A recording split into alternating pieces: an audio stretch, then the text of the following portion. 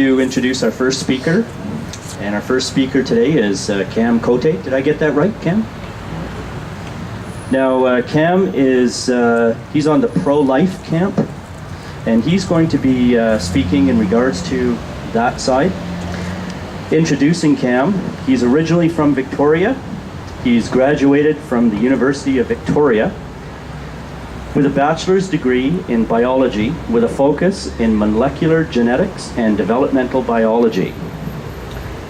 Has been involved with the Pro-Life Club, Youth Protecting Youth, serving in different roles on the executive for 3 years. Currently, Cam is the activism coordinator at Canadian Centre for Bioethical Reform here in Calgary. Cam participated in the Genocide Awareness Project in Florida. Cam's first abortion debate was at the University of Victoria, where he arranged the debate between the CCBR's executive director and Dr. Ike, is it? Ike Kluge, a philosophy professor at University of Victoria. So without any further ado, I'd like to introduce Cam and turn the mic over to Cam.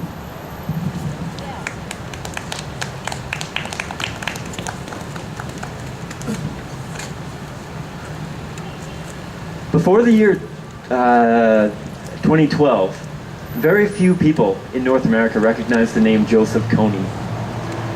But the hard work and dedication of a small group of people made this man famous. They brought his name to households across this continent. He brought him into households, and this social media campaign reached over 98 million people with their views on YouTube.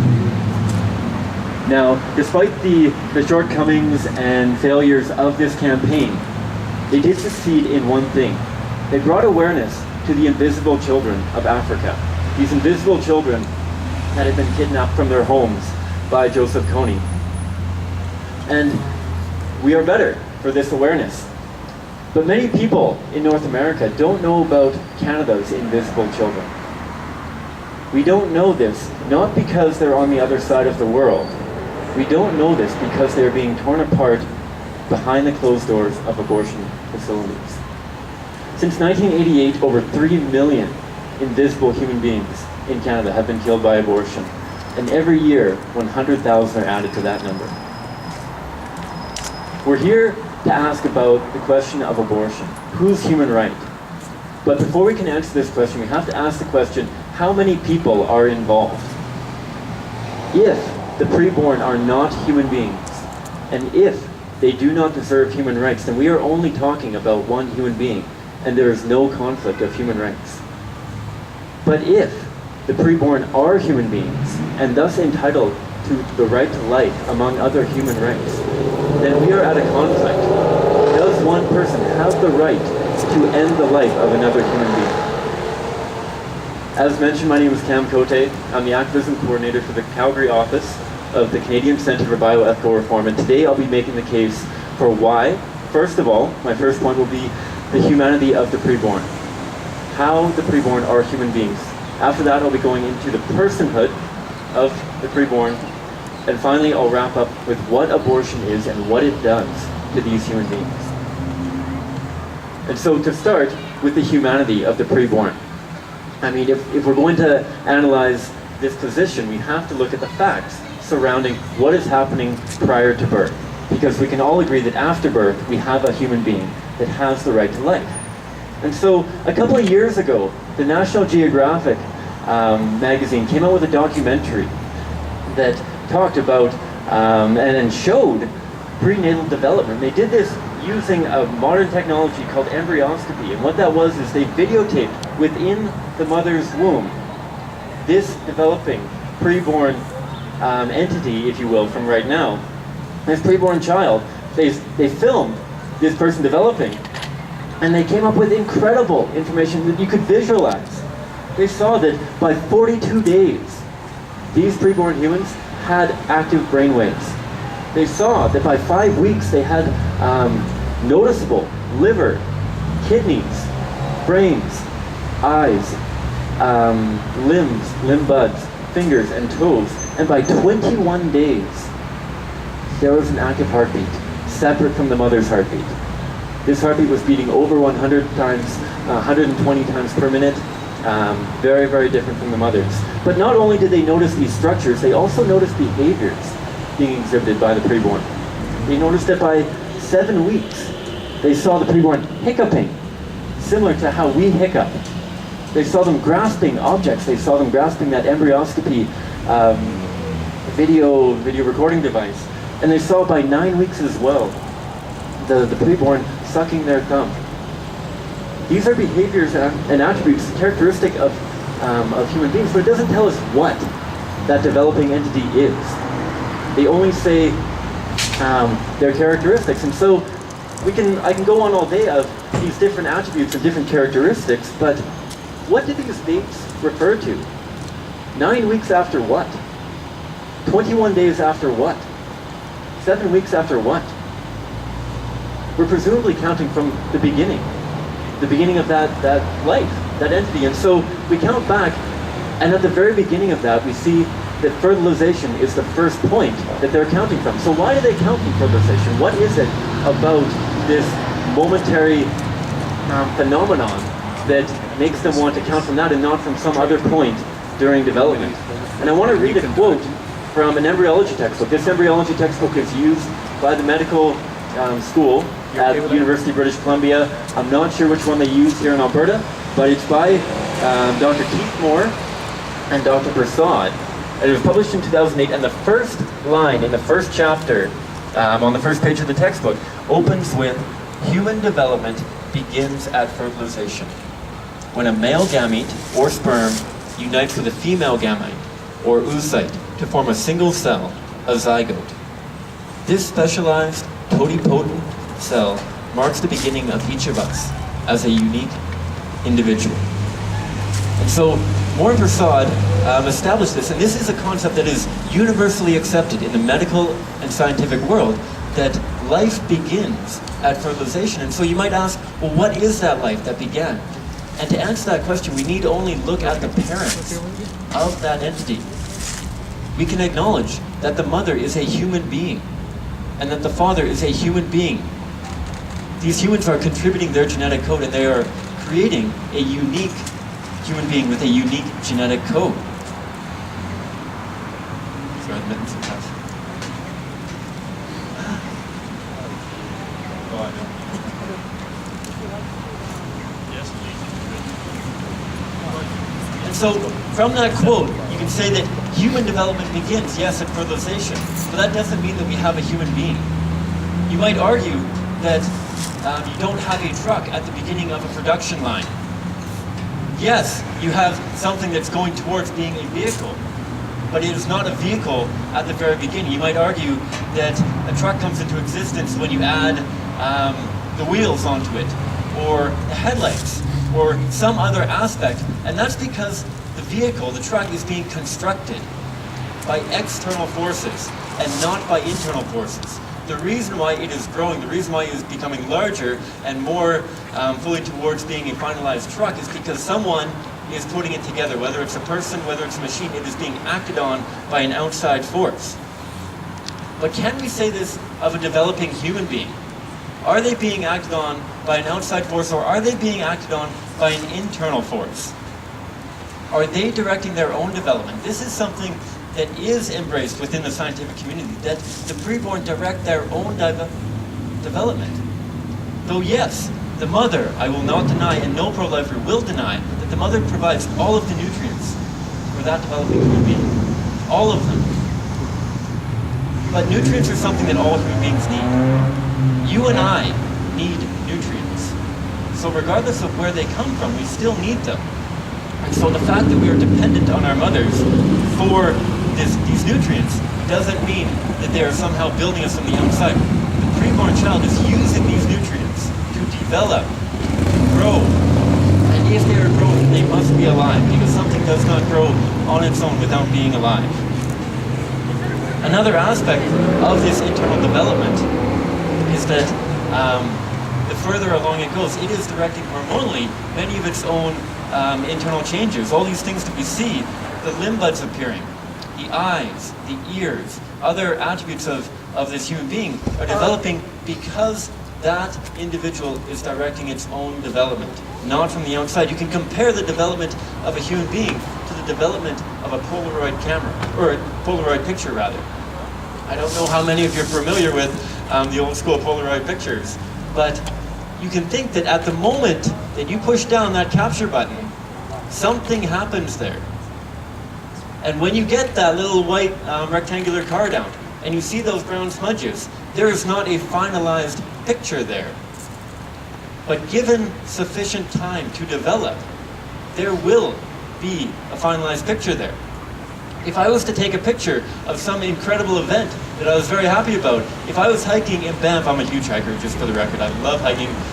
Victoria's wonderful, Calgary's great because we're close to the mountains. If I was hiking in Banff and I had the opportunity and I saw Bigfoot, I saw the Sasquatch out there, and all I had was my Polaroid camera, and I snap a picture, and that little card slides out, and I'm hiking with Merl, and Merl doesn't know how a Polaroid picture works, and he sees my picture, and he says, "Oh, Cam, the picture didn't take.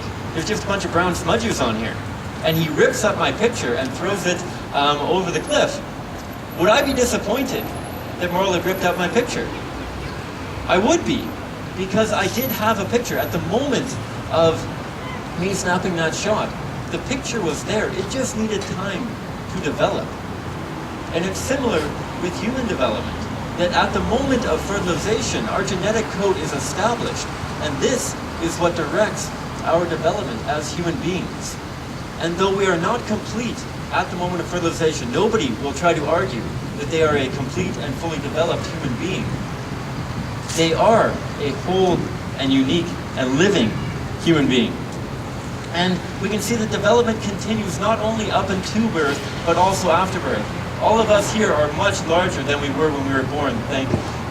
Very thankfully, I'm sure on our mother's behalf, they're very thankful that we were born so small. We continue to develop. You think about the reproductive organs of both men and women. They continue to develop after birth, not only before birth. And so you might think of this and you might think, well, yes, you're a human being after birth, but before birth you're only a fetus, or you're only an embryo. And I can acknowledge that, yes, after 8 weeks of gestation you are a fetus, and before 8 weeks you are an embryo, but these terms don't tell us what we are. They only tell us how old we are. There are fetuses in other species, there are embryos in other species. They are a term given to an individual at a certain age range. Similar to how I'm currently an adult, but I used to be a teenager, and before that I was a child, and before that I was an infant. These are age ranges that have been given particular titles, similar to a fetus. A fetus is a human being. A human fetus is a human being between the age of 9 weeks gestation and birth. A human embryo is a human being from the point of fertilization up until 8 weeks gestation. These aren't different in kind, they're only different in their age. We've assigned them a different name for that level of development. And so from this evidence we can see that biologically and scientifically the preborn are human from the point of fertilization. And yet you might argue that yes, they may be human beings, but they're not human persons. They are not humans worthy of human rights because maybe they're way too small. Maybe they're a single cell organism. Maybe they shouldn't have human rights because they don't have consciousness. Maybe they don't have a rational mind.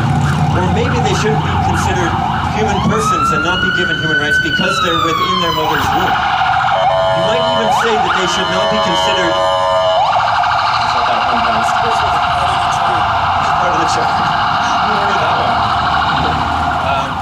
You might even argue that the preborn child is not a human person worthy of human rights because they are completely dependent on their mother up until, you could say, approximately 20 or 24 weeks. And I wouldn't deny that they are dependent on their mother. I would not deny that they are within the womb of their mother. I would not deny that they are not very developed or very small. But what I would ask you is to consider, are these changes, are these differences fundamentally relevant? Are they morally relevant, saying that we can or that they are not human persons because of these attributes. You can compare yourself now to yourself when you were younger. If I think of myself now versus when I was a newborn child, again, I'm a lot larger than I was when I was newly born.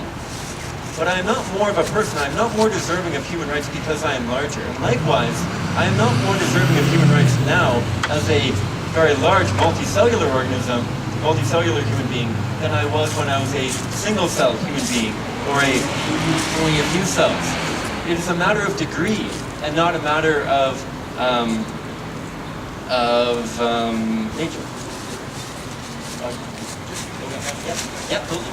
Okay, totally. Likewise, you can think of level of development. And I will agree with you that before, early on in pregnancy, before much of the brain has developed, the preborn are not conscious. They are not rational. But again, I would ask you, do you need to be rational to be considered a human being? Do you need to have conscious thought? You think about born people who do not currently possess the ability to have conscious thought. You think of born people who do not have the current capacity to make rational decisions. If I was unconscious for surgery, or if I was a newly born child who hadn't, whose brain hadn't developed to the extent to which you can have rational thought, would I be any less of a person? Or would I just be less developed of a person? And finally, if you think of the environment, yes, there is a change of environment that happens at birth. But is that change of environment morally significant? Is there a moral difference between a 7-month-old child outside of the womb and a 7-month-old child within the womb? For all of these, they are still a human being. And these changes continue to change after you are born. I am in a different location now than I was earlier this morning. I am larger than I was when I was younger. And we can ask, for all of these factors that you might suggest as to why the preborn should not have personhood status, why? Why are they that developed? Why are they that dependent? Why are they that size? And why are they in the location that they are? It's because of their age. They are that small because that's how small they should be at that age. They are that dependent on their mother because that is how dependent they naturally should be on their mother at that stage. They are within the mother's womb at that age simply because they are that age. It is not natural for an 8-week-old fetus to be outside of a mother's womb. That is not where it is naturally living. And you think as well for consciousness or rationality or any other level of development, why don't they have that attribute? It's because they're not old enough, because they have not been given enough time to develop that. And so my final point is about abortion itself and what it does. As many of you guys can see, we have signs out here that the Canadian Centre for Biological Reform uses to show the invisible children, to make visible that which is made invisible in Canada. And when we look at that, when we consider that abortion is the direct and intentional killing of a human being, we must ask ourselves, from the points that I've made, they are human beings, and logically all human beings are deserving of human rights. And so how can one person have the right to dismember, disembowel, and decapitate another human being? Where does that right come from? Why can we do that prior to birth and not after birth? You might ask why we show these images. And we show these images for the same reason that many other social reform movements have shown the images. We make visible that which is invisible. Because as pro-life leader Greg Cunningham says, injustice that is invisible inevitably remains tolerable. I'll say that again.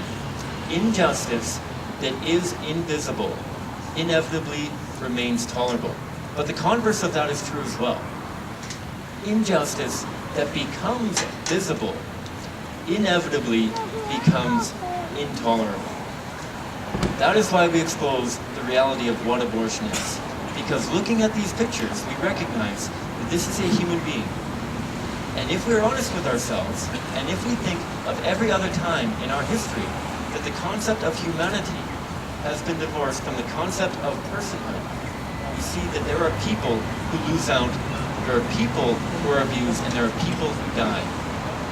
And every year in Canada, preborn children die because we have chosen to divorce these two concepts.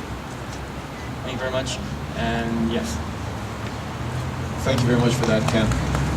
I just want to say that it pains me to cut people off, but in the interest of debating fairness, I have to do so. But hopefully, everyone will have a second chance during rebuttal and so on and so forth. So I'm going to turn the mic over to Steve to introduce the second speaker, who will also have, I think, Ken said 20 minutes? What, was it more? Was it only 15? In any event, okay, so 20 minutes for the next speaker, and Cam will have an opportunity to top up his talk if he needs to.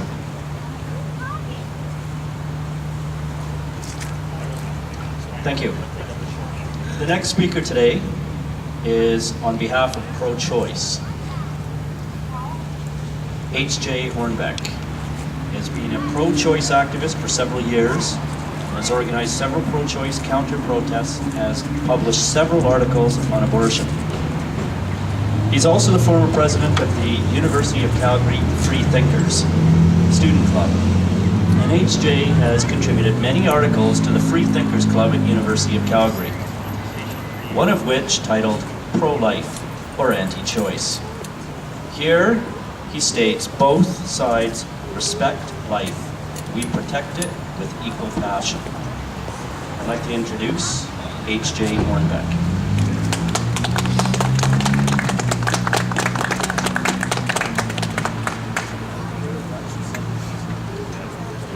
Don't set the cord on fire. Well, my speech was planned to be about 20 minutes long, so I'll try and hurry it up so I can fit within the time. Alright, let's do a little bit of a warm-up here. You're probably all kind of chilly. A quick show of hands. How many of you have ever seen a scary movie? Okay. Oh, nice. Good turnout. I like this. Great. Well, no doubt, at some point during that movie, you were scared and frightened by what you saw on screen. But did you ever ask to stop yourself? Why? I mean, you know on a deep logical level that what you're seeing is not actually murder and mayhem. And yet you react as if you really were seeing that. So why the reaction? And it turns out, actually, it's an evolutionary flaw that came within your brain. Our ancestors, when they normally encountered blood and guts, it was related to parasite infections. So part of the reason why you react so strongly to those signs is you're afraid of getting parasites from them. A wonderful show of evolution in action. The other reason why we tend to be scared by these things is we take evolutionary shortcuts all the time. When you see an image of a hand, you don't think, oh, that's an image of a hand. What you really think is, oh, that is a hand. And therefore it's connected to an arm, a brain, a body, etc. and so on. So that's the other reason why, is we automatically short-circuit what we're seeing and add more to it than what is really there. So those images over there are really kind of irrelevant to the abortion debate whatsoever. What we really care about is not what the fetus looks like, but what the fetus actually is. Now, the CCPR claimed that the fetus is a full-fledged human being, and because of that has all the rights and responsibilities of a full-fledged human being, and I'm okay with that. I am perfectly happy to grant the fetus full human rights, the exact same rights that I have as well. No problems with that whatsoever, because it still doesn't necessarily follow that you must ban abortion. There's some good precedents for this. You might know the R.V. Morgenthaler case back from 1988. That was the one that struck down Canada's abortion laws at the time. In coming to their decision, the Supreme Court justices granted the fetus full rights in doing so. I'm going to read from part of the judgment here. Justice Dixon stated, like Beets and Wilson, I agree that protection of fetal interest by Parliament is also a valid governmental objective. It follows that balancing these interests with the lives and health of women, a major factor, is clearly an important governmental objective. Now, later Supreme Court Justice rulings kind of muddied the waters when it comes to fetuses and rights and argued they may not necessarily. But I bring this up specifically to point out that simply by granting the fetus full human rights, it does not necessarily follow that you must ban abortion. And the reason is not because of the rights themselves, it's because of how we prioritize the rights. Let's imagine a quick example. Imagine you're going to the doctor's office for just a quick checkup. You're surprised and shocked, though, to wake up clouded and muddy on a gurney. A nurse informs you that while just before you came in, there was a nasty traffic accident and someone needed an emergency kidney replacement, otherwise they would die. Now, as luck would have it, you were the perfect donor, so when you went into the office, the doctor secretly gassed you, knocked you unconscious, grabbed your kidney, and sent it off to the hospital. By the way, the person who got the kidney is doing A-okay. Perfectly fine there. So, is this a moral good? I don't think many of us here would agree. While the outcome was certainly good, we normally rank the right to bodily integrity above the right to life. Because otherwise, that allows people to harvest our organs. And given the choice between allowing organ harvesting or abortion, I don't know about you, but I am perfectly fine with accepting abortion. And there's another reason beyond simply the rights equation to allow abortions to happen. Now, I will confess, I am totally a city slicker at heart. I was born and raised in the city, love it to pieces. My grandparents, however, were farmers, and my mother loved nothing more than riding around on the tractor during harvest time, so I like to think I have a vague connection to what it's like to be on the farm. And back in the olden days, horses were quite literally the workhorse of the farm. They were carrying heavy loads, they were moving long distances. They're also treated like an extended member of the family, you know. People would groom them, give them all sorts of treats, and just love and care for them. Nonetheless, if that horse would ever break its leg, the farmer would not hesitate to put a bullet through its brain.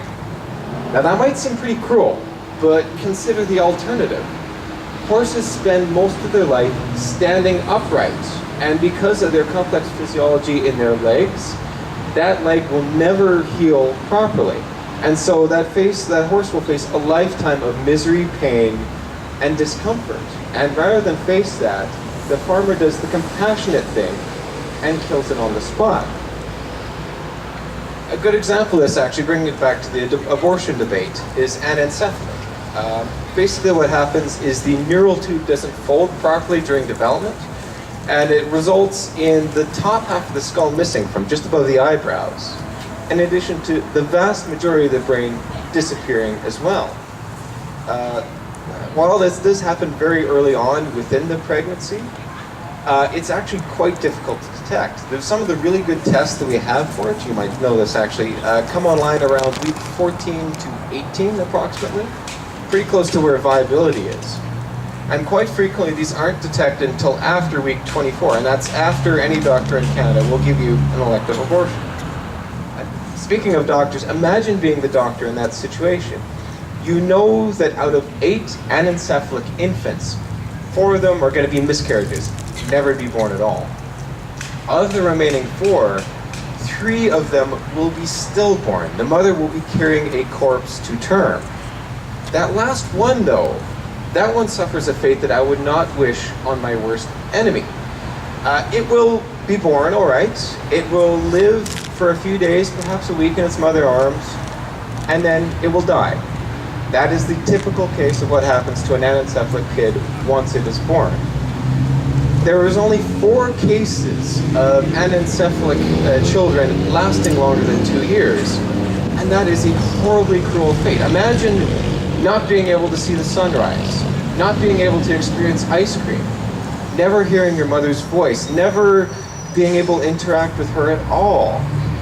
Because all these kids can do essentially is breathe, pee, and maybe suckle a little bit. It is a cruel, horrible fate, and the CCBR says that women must live through that instead of abort. Another good example of this actually is ectopic pregnancies. To give you a full example of that, I sort of have to walk back and give you a census of what happens to every fertile egg. Out of about 500 to 600 fertile eggs, 200 to 300 will immediately drop out of the woman and die on the spot. We know for a fact that many of these actually would have developed into fully formed infants, because in animals, when we've rescued those eggs, implanted them back in the uterus, and let them grow, they grow into normal, healthy animals. Of the remaining 300, 200 of those will implant into the uterus and then die. Most of those will actually happen before the mother is even aware that she's pregnant, but this number also includes miscarriages and similar numbers like that. Of the remaining 100, about 99 will successfully develop and be born as per normal. That last one, however, will not implant in the uterus. Most of the time it implants in the fallopian tubes, but every once in a while it'll actually escape out through the air gap between the ovary and the fallopian tubes and go into the abdominal cavity.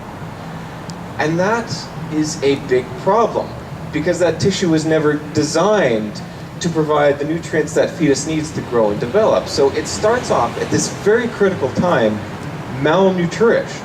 And worse than that, because that tissue was never designed to be drilled through, the fetus will just keep burrowing and burrowing through until it tries to find a major vein. And that can have very serious consequences. In the worst case scenario, a woman can die within a few hours of the bleeding starting with that. That's the main reason why the instant a mother starts bleeding, you have to run to the hospital, because it could develop into something very serious. Now in this case, the CCBR is okay with it. They do the compassionate thing. They are okay with killing the unborn in this situation. And I appreciate that compassion, and I thank them for it. I would kind of like to go into how they justify that, though. Another quick show of hands to make sure you're awake. How many of you heard of the principle of double effect? Yeah, I'm kind of surprised so few have. All right. It was developed by St. Thomas Aquinas about 700 years ago in his Summa Theologica, and it provides a way to commit an act that would otherwise be sinful. As long as you hit 3 key points, you're in the clear. First off, you have to make sure that the direct action you take is not a sin. The indirect consequences can be, but as long as your direct action is not qualified as evil or bad, that's fine. Second point, the agent doing the action cannot intend the sinful act. It can again be a consequence, but as long as it's not directly intended, you're in the clear. Point 3, the outcome of the case is a net positive. Bad and evil can happen during the process, but as long as the outcome is okay, we'll be able to look past it, because sometimes we acknowledge that the ends sort of justify the means in certain circumstances, right? To get a better handle on this, let's look at a simple case study. Methotrexate is a drug commonly used to treat cancer and to deal with arthritis, but we've also found it's an excellent abortifactant, and it's used quite frequently during first trimester abortions. Now, I contend that it actually passes all 3 of the principles of double effect when it comes to treating ectopics. I say it passes the first test because methotrexate's direct action is to attack rapidly dividing cells. It was never intended to attack the unborn. It attacks the woman's cells in her intestines just as well as it attacks the growing fetus itself, and thus passes that. I also contend it passes the second point because the intention of the doctor who's administering methotrexate is to treat the mother and to save her life. It is not to end the unborn's life.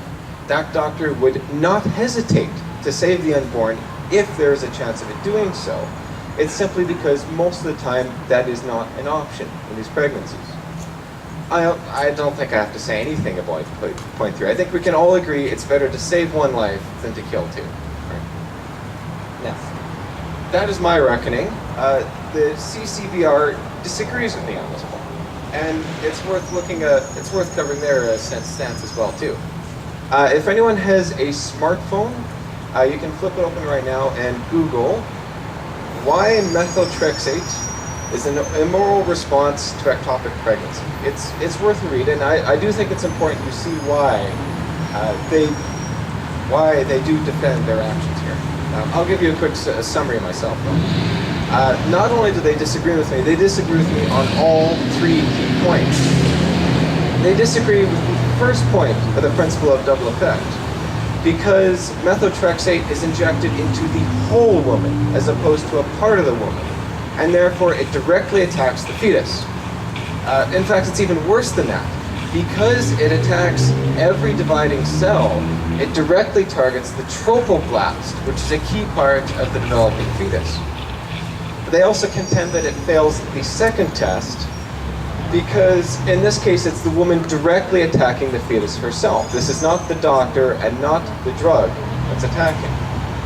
Now we could potentially forgive this if the fetus was acting in an aggressive manner. However, there's nothing aggressive about the fetus aggressively drilling into the mother's tissue and threatening her life. They also contend that it fails on the third point because the ends never justify the means. They bring up the example of a woman who is asked to kill her own daughter. Otherwise, a soldier will kill both her daughter and herself. Thank you. I'll try and speed things up. In their case, they argue that the only moral thing to do in that case is for the woman to refuse to kill the daughter and have both of them killed by the soldier. Because if she kills the daughter, she kills the daughter, and that's going to be hanging over her head the entire time. And so the ends never justify the means, with no exceptions. And the only exception to that is salpingectomy. Because while it may be cruel to rip the fetus from its natural habitat, deprive it of nutrients, and let it slowly die over time, there is a greater good to worry about. And sometimes the ends can justify the means in certain circumstances. Now, I find that really fascinating analysis of the situation. And it really underscores the bigger point with me that the principle of double effect essentially short-circuits the rights question at all. Now the morality of the situation depends entirely on what's in the doctor's head. And even identical outcomes can have wildly different moralities based on what the doctor is thinking at the time. Now, I've been mentioning compassion quite a bit here. Sorry, I skipped over a little bit where I mentioned more. Now, if abortion can be defended on passionate grounds, you'd expect that most highly devout people would be okay with it. And in this case, you would be absolutely correct. For instance, the Religious Coalition for Reproductive Choice represents 40 different denominations from a variety of religions. And many of those denominations actually helped women get abortions in the United States before it was legal. On top of that, the Religious Declaration on Sexual Morality, Justice, and Healing has been endorsed by 2,250 religious leaders. And this extends right down to the grassroots as well, too. In the United States, roughly 48% of the population identifies as Protestant. Of those getting abortions, 37% are Protestants. On the Catholic side of things, 22% of the population is Catholic, 28% of those getting abortions. Even people of deep faith can agree that abortion should be permitted on compassionate grounds. And actually, just as a final closing thought, I kind of like that the CCBR loves bringing up the Nazis and imagery on that. Because if there's one thing we learned from the Nuremberg trials, it's that compassion for your fellow person overrides any overarching concerns about following orders. So, I'll leave you with that.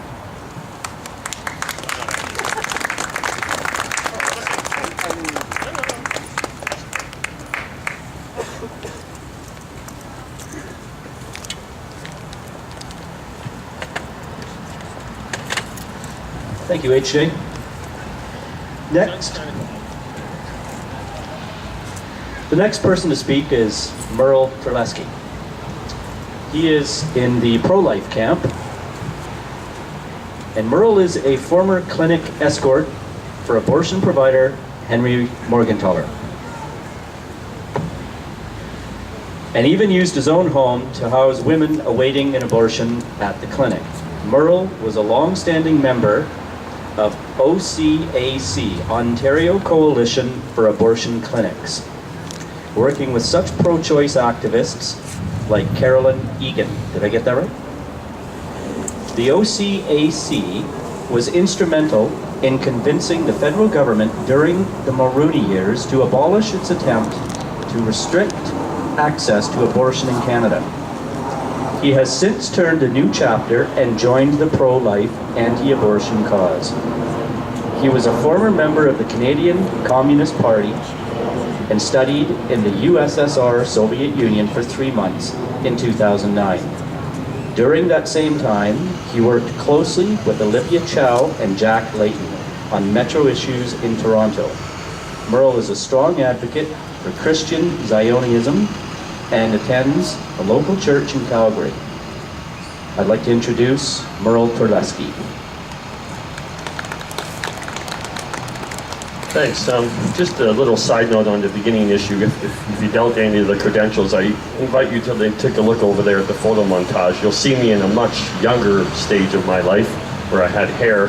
I'm actually standing in front of the freestanding Scott Clinic in Toronto with Michelle Robidoux. Michelle Robidoux was a close ally to Carolyn Egan and Shireen MacDonald, part of OCAC. We're standing there actually blocking pro-life Operation Rescue members from reaching the front of the clinic. I can talk to you about that later if you wish to know any more about that. Let's start a little bit quickly with feminism. Actually, in my investigations in the last couple of days, I've come to the knowledge that feminism, as we know it, has not actually always been in favor of abortion rights. Mary Wollstonecraft, an author of The Vindication of the Rights of Women, firmly opposed abortion in the 19th century, and feminists, many of them, followed in her footsteps. Susan B. Anthony viewed abortion as infanticide, and views shared as well by Elizabeth Cady, Stonard, and a number of prominent contemporaries after her. So where did it come to? Where did the crux come? Now it came long before I got involved in the abortion movement, but it would have been about 1969, 1970, when the whole my body, my choice, my rights movement began to come about, and the whole term pro-choice came about around then. Some in both pro-choice and pro-life movement have viewed that mainstream feminism is actually sold out to what is now called a masculine worldview. Instead of fighting for equality on their own terms, women have been forced to adapt themselves to the wombless male world. Feminists in some views have capitulated to the idea that they are nothing more than sexual objects. That is why you should note that Playboy United States is one of the largest donors to the pro-choice movement in the United States. An organization that vilifies and treats women like garbage continues to give money to the pro-choice movement.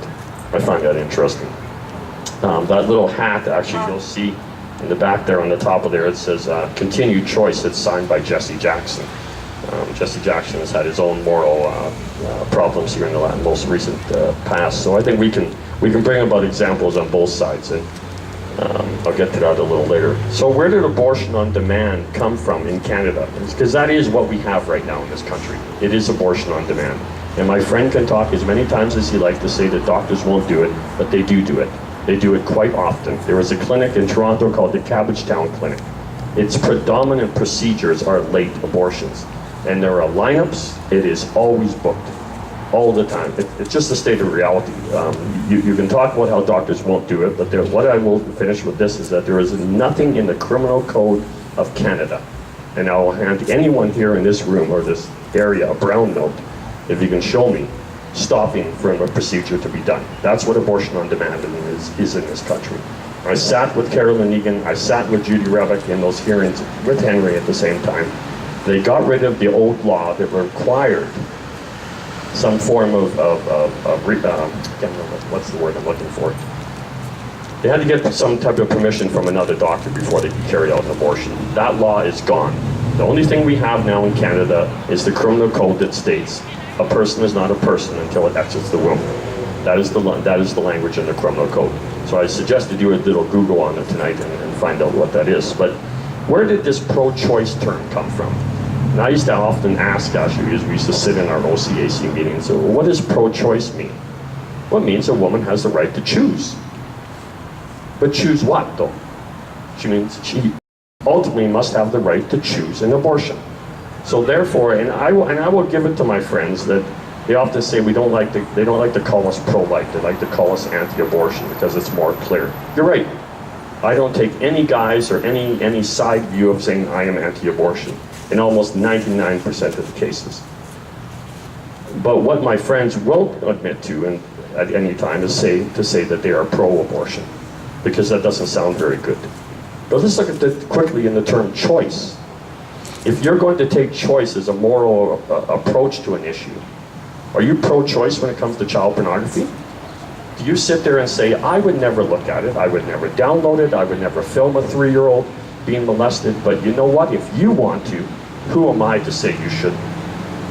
Who am I to say you don't have the right to do that? You're passing a moral judgment on that person. You're saying, as you should, it's a disgusting thing and no one in humanity should participate in it. But see, I'm not pro-choice when it comes to child pornography.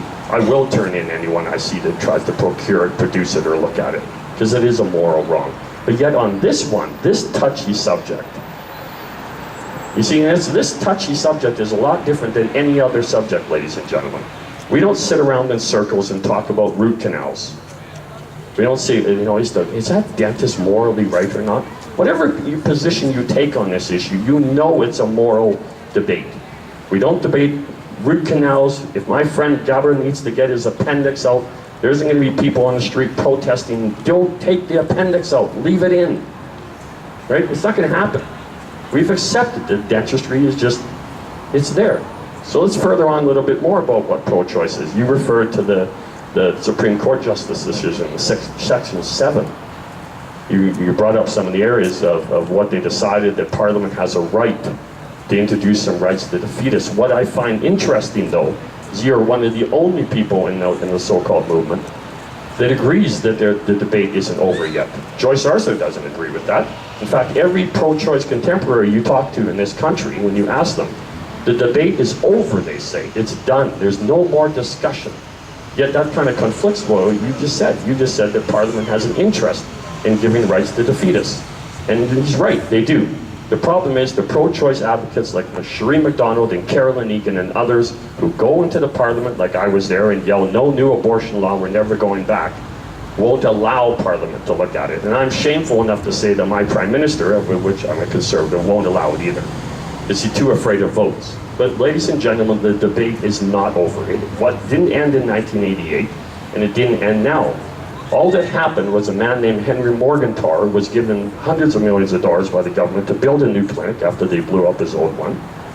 I was there at the new clinic in the little wine and cheese party he had, passed around crackers and took you through the clinic and showed you the suction machines and everything else. His clinic was rebuilt by the government. The man made millions of dollars off the suffering of women and it was perfectly fine with him. Henry Morgenthau was no great friend to women. Henry Morgenthau was simply an entrepreneur that saw a way to make a buck. And if you ever saw his house in Toronto, you would understand what make a buck really means, is he made a lot of them. And so choice, really, I think we need to call it what it is. We need to call it pro-abortion, because that's what it is. And if you don't accept my view on it, perhaps you might accept the view of someone like Naomi Wolf. And there are some people in the feminist and pro-choice movement that don't like to talk about Naomi Wolf, because she kind of says it the way it is, and it's not pleasant what she says. She was debating in Evangelical one day, and she said, had I not been so nauseated and so cranky and so weighed down with the physical gravity of what was going on inside of me in my pregnancy, I might have not told the truth. Might not have told him what the truth is. When he said, don't you have a baby there?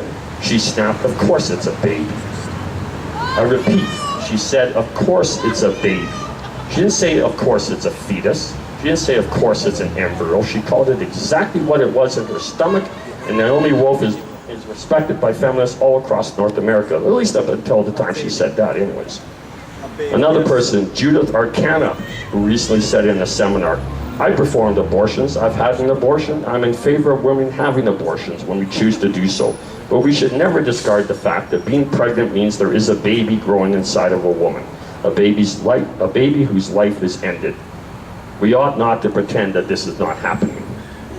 You know, I just got out of the service. I was recently at a church downtown, and the woman beside me is pretty much due. I mean, I wondered if it was going to happen right in the middle of a service. But yet, in this country, that pregnancy right inside her could still be terminated even on this day. Legally, it can be done. And we can argue whether how many doctors will do it, but legally it could be done. And that, quite frankly, horrifies me, that still today we allow that. If we are only talking about abortions in this country, like you said, on compassionate grounds, to save the life of the mother, even though the former Surgeon General in the United States, in his 5-year tenure, could only recall 1% of all abortions done in the United States were done to save the life of the mother.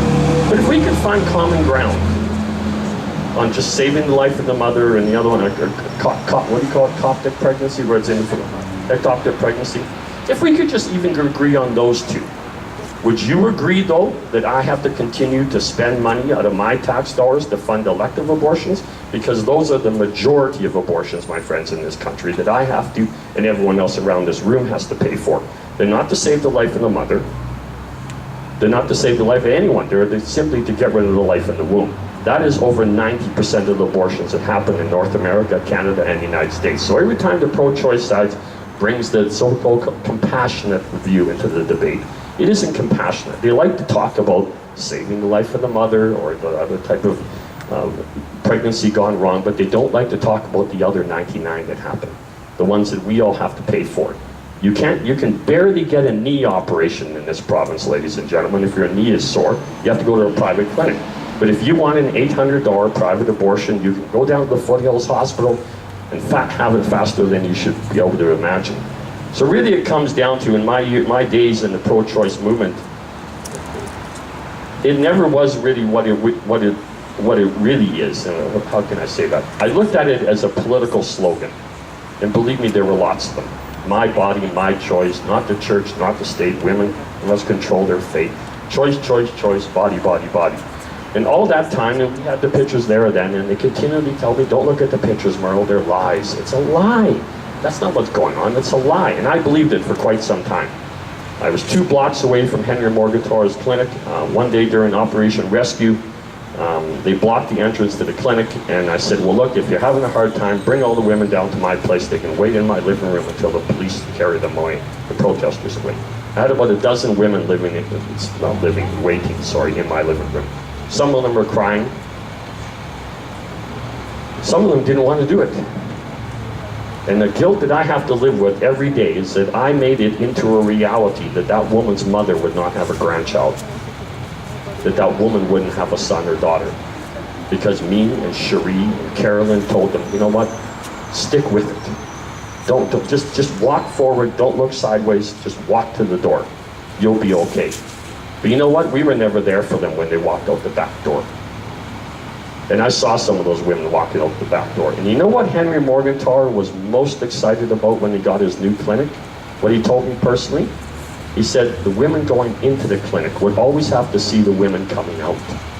He says, I'm so thankful now that the women coming out could go out the back entrance and not have the women going in don't have to see them. Because when you see the face of those women coming out, ladies and gentlemen, and I am not here to condemn any woman who may be sitting in this crowd that may have had an abortion. It is a much different face than the woman going in. And it's not because she just had a tooth pulled or she just had her appendix taken out. It was a horrific experience, and I will admit that I can't even imagine it as a man. You're right, I can't. I can't have the child I don't have a womb, so I can't have a child that would be in my room destroyed. But I've seen the faces of some of those women coming out of that clinic, and I will never forget it for as long as I live. And if I could buy a full-page ad in the Globe and Mail and say I'm sorry to every single one of them, I would. Because it's something I live with every day. Morgenthau could care less about how those women feel. Morgenthau didn't counsel those women. Morgenthau didn't wait around when they come out of the clinic. He collected his fee. He demanded more clinics be open right across the country, and he just continued until he died. Mr. Compassionate. Really, when it comes down to it, ladies and gentlemen, I probably don't have much more time, but you touched on it a bit, but Section 7 of the Constitution is what Henry Morgenthau argued, security of the person. I find that really interesting that we use the portion in the Constitution that guarantees the right of security of the person, but we use that to destroy another person. That same section talks about the right to liberty and life, yet we use the same section to destroy a life. You know, when that little section at the end of CBC, it happened in Canada, we should send that to Peter Mansbridge. Yes, in this country, we have a charter that says defend life, but then we use the same charter to destroy life.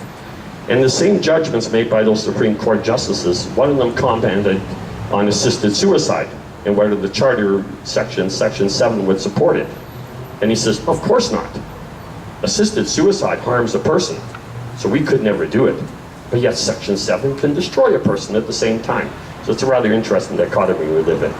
And I know you criticize CCBR for making arguments that compare to Nazi Germany and what happened there. I'm not going to say for one moment that those who are in favor of abortion are in favor of what happened in Nazi Germany. Obviously not, that would be ludicrous. But the one key element, ladies and gentlemen, is that what was done during that time could not have been done unless they brought the Jew down below a personhood. Do not make any mistake about it. What was done then didn't start in 41, it started in 38.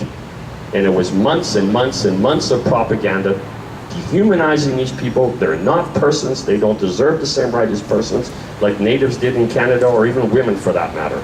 And when he got to that point in society, when the overall Germany could accept the Jews weren't persons, then we know what happened afterwards. And again, I reiterate, I'm not saying the pro-choice side is in favor of what happened in Germany. What I am saying is that what you have to bring it down, which is what the pro-choice side never wants to talk about, that it's a person. And if we're going to agree with what Naomi Wolf says, but if we're going to agree with Naomi Wolf says, that it's a person and it's actually a human, it's a baby, then what's the difference doing it then, 5 minutes? What's the difference, why do we draw this little line in the sand and saying before 9 months is over you can kill it, but when it's 2 years old you can't? I mean, it's in my way. I have a job, I have a career. Why can't I just put a plastic bag over my little infant and toss him over the balcony? He's in my way. It's not convenient anymore for me to have this child. I mean, if I was to propose that, you'd say that's ridiculous. But yet, 3 weeks before the 9 months, you can do it. So we draw this line in the sand because it's comfortable. As a society, we feel comfortable saying that. It's okay to kill it then, but you can't kill it now. I would say if you're going to be consistent, you should be able to kill it at any point in time, because it is a life. And it's interesting how even amongst doctors we say that a life is ended when the heart starts stopping. Yet the pro-choice side won't admit that when the heart is beating, it is a life. But if it's not beating, it's not a life. Well, I don't know, and I guess I guess really what it comes down to is beyond the definition of a person, is that there's something else there than just you make up, I make up, we all make up different than just a group of limbs and cells. It's called a soul. A soul is what makes you who you are. Now, I'd actually be an interesting poll to see how many people on the pro-choice side believes in a soul. I think it would probably be a small amount. But you see, I've not used the religious arguments in this one because I don't think you have to use religious arguments. I think it's so clear and cut that no one on the pro-choice side has ever been able to say convictionally or strongly that child in the womb doesn't feel what's going on. When those forceps enter and rip it apart, they can't feel it. I mean, you can argue maybe in the first little bit, but you can hardly argue that later on in the pregnancy.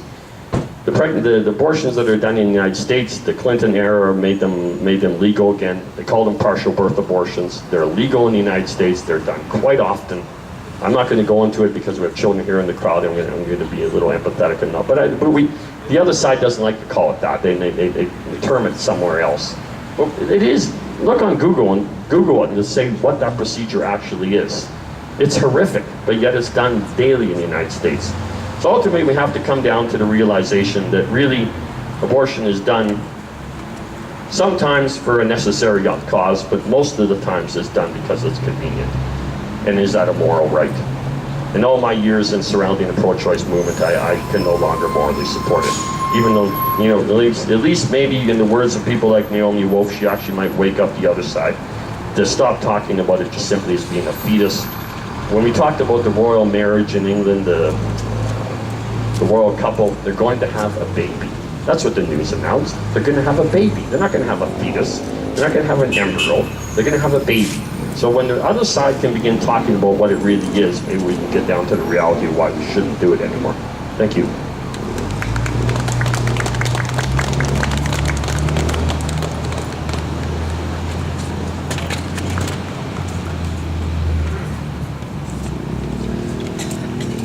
Our fourth speaker is Tiffany Soster. Did I pronounce that correct? Soster. And Tiffany is for the pro-choice camp. And Tiffany Soster is a queer, pleasure-positive, pro-choice feminist, activist, and academic. She is white, genderqueer, kinky, poly, neurodivergent, and invisibly disabled. And each of these identity categories have influenced how she sees the world and how she is both privileged and marginalized. She is the founder of Possibilities Calgary, bisexual and pansexual community, and Writing in the Margins, and studies gender and sexuality at the University of Calgary in a combined women's study and English degree. She is a goth on the inside and a community building activist on the outside. I present Tiffany Soster.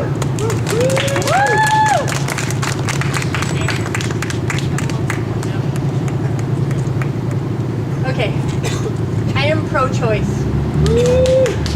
By this, I mean that I strongly believe in free, legal, safe, and easily accessible abortions. I believe they should be available on demand to anyone who makes the choice to have one.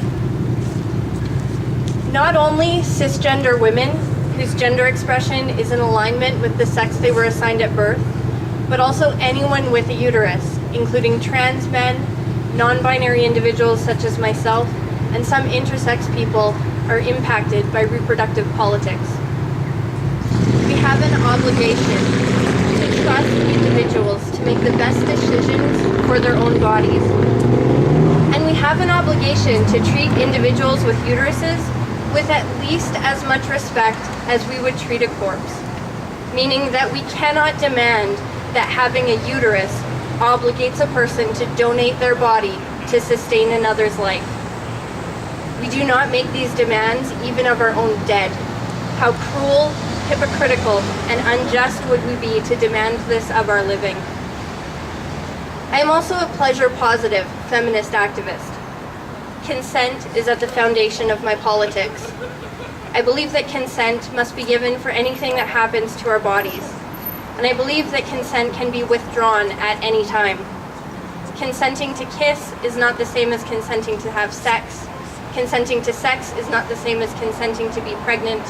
And consenting to be pregnant is not the same as consenting to remain pregnant. I believe that our right to bodily autonomy includes the right to engage in whatever brings pleasure to the consenting adults involved.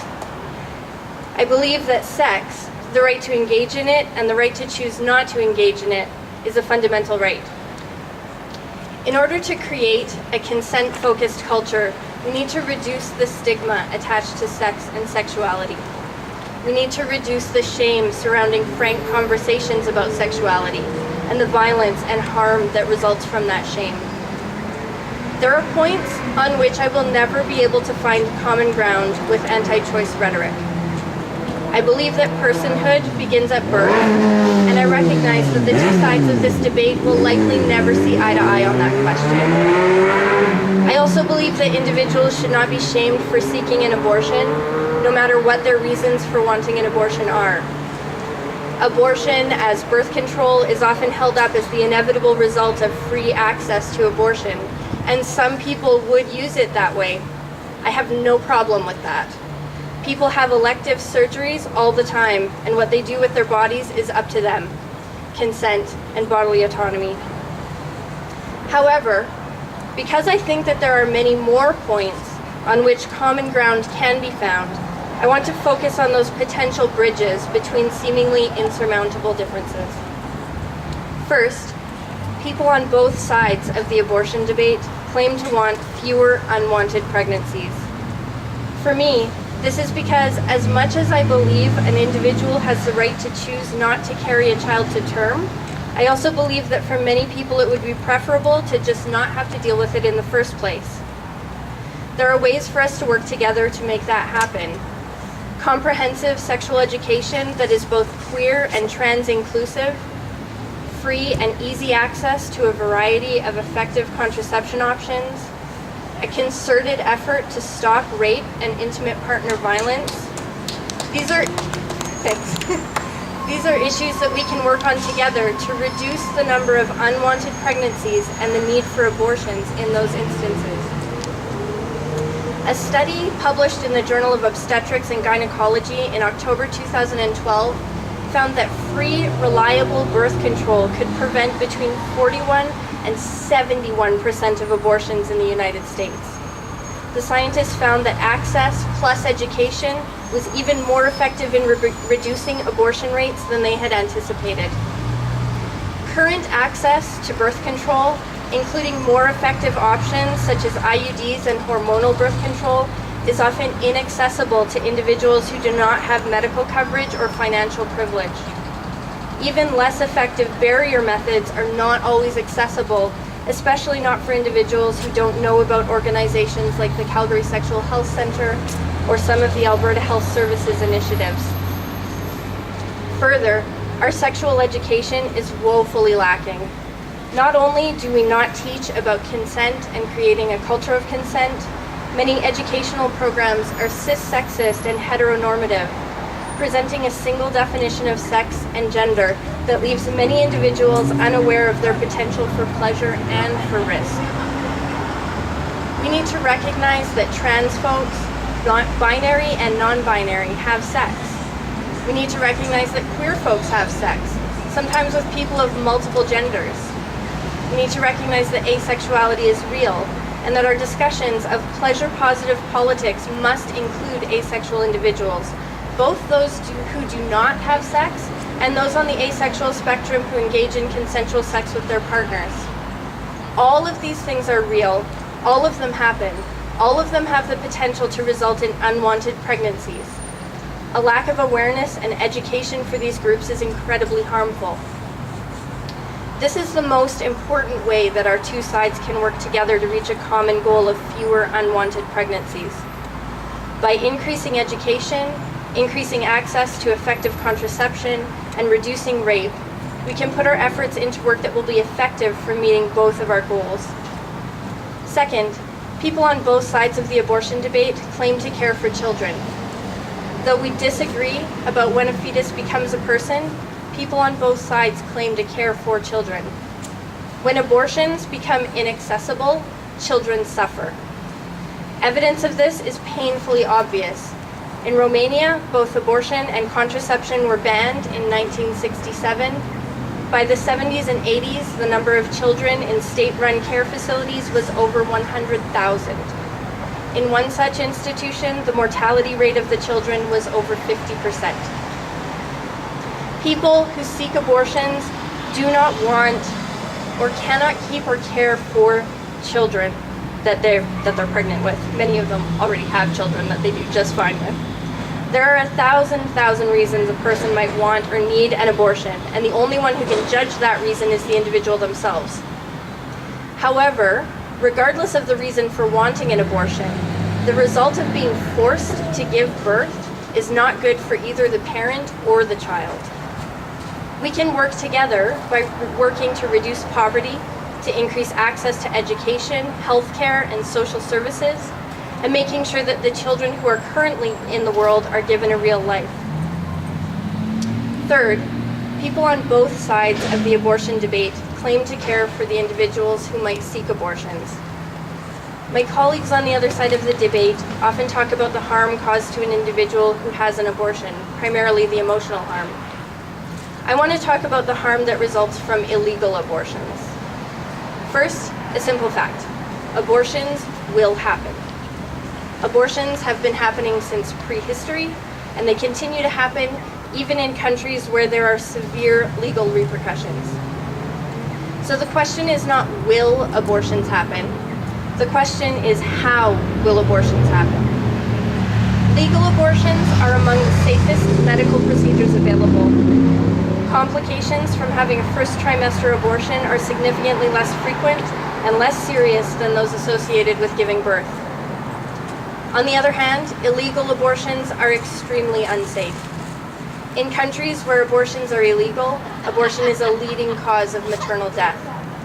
And according to a 2005 World Health Organization report, over 68,000 women die each year worldwide from unsafe abortions.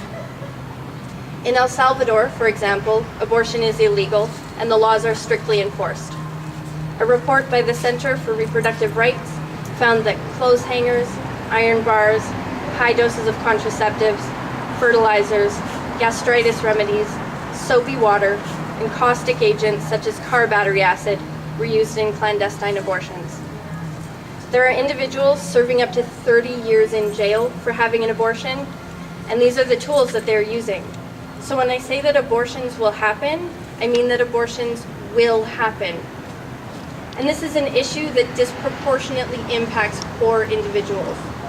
In El Salvador, wealthy individuals retain the right to choose because they can fly to locations where abortion is legal and accessible. But among the poor, this is not an option. It's easy to look at this and entertain the racist thought that we do better here in Canada. Yet it was not that long ago that Canadian women faced the same class and wealth stratified access to abortion. And in Texas, where abortion clinics are being forced to close, there is increased risk for individuals who have to seek out illegal and unsafe street drugs sold to help them. When we simply and uncritically vilify individuals who seek abortions, we do harm on multiple levels. We oversimplify an issue that is incredibly complex. The people who seek abortions are many and varied. They include parents who know they do not have the resources to care for another child, teenagers who know they are not ready for parenthood, victims of rape and intimate partner violence, individuals for whom a pregnancy would cause health risks, including mental, emotional, physical, or financial well-being. Some of the stories of abortion are heart-wrenching and emotional. One of the people I admire most in the world had an abortion, and the story of how they came to their choice makes me so proud to know them. The amount of thought and care that went into the choice, the deliberation, the intention with which they chose to abort their pregnancy. These stories deserve to be told. Other stories also deserve to be told. People who do not need to deliberate because it's not a big deal for them. Their abortions are just as valid and their stories are just as real. People who use abortion as birth control, people who have 5 or 15 abortions. Regardless of how a person chooses what happens inside their own body, that choice is theirs. It is their right to consent to whether they share their body with a fetus or whether they choose not to. This then seems like a point on which we cannot find common ground, and yet I think that is unnecessarily gloomy. Because there are things we can do to increase the health and well-being of individuals who have uteruses. We can increase their access to social services and reduce poverty and class divisions so that more individuals who want to carry their pregnancy to term have the resources to do so. We can increase access to social services after birth, such as child support, so that pregnancies are less likely to drastically reduce an individual's success in their job and their ability to support themselves. We can increase education and access to safe, effective contraception so that, again, there are fewer unwanted pregnancies. Even here, where it seems like an unbridgeable gap exists, there are ways that we can work together towards a common goal. Finally, I want to talk about the language that we use when we talk about abortion. Often we talk about abortion as a woman's issue. It is not. As I mentioned earlier, trans men, some non-binary individuals, and some intersex individuals also have uteruses and also require control over their reproductive lives. And also, and importantly, not all women have uteruses and not all women are reproductive. Trans women do not have uteruses and are women. Cisgender women who have had hysterectomies or gone through menopause or are infertile are still women. The way that we talk about abortion is important. Often the discussion reduces women to their ability to bear children and excludes from the conversation any woman for whom this is not an issue. How we define sex and who we see as relevant has an impact beyond the people who need abortions.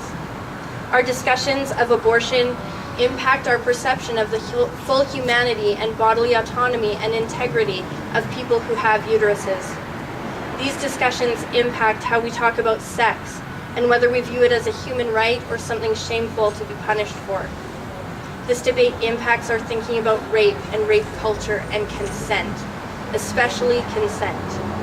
If we begin to argue that consent is not relevant for people who have uteruses, that consent is not ongoing, that we cannot change our minds and stop giving consent, think about the repercussions of that line of thought. Reproductive freedom, consent and bodily autonomy, comprehensive sexual education, the full humanity and bodily integrity of people on all points of the sex and gender spectrum. These things are not trivial, and they are not, in my opinion, up for debate.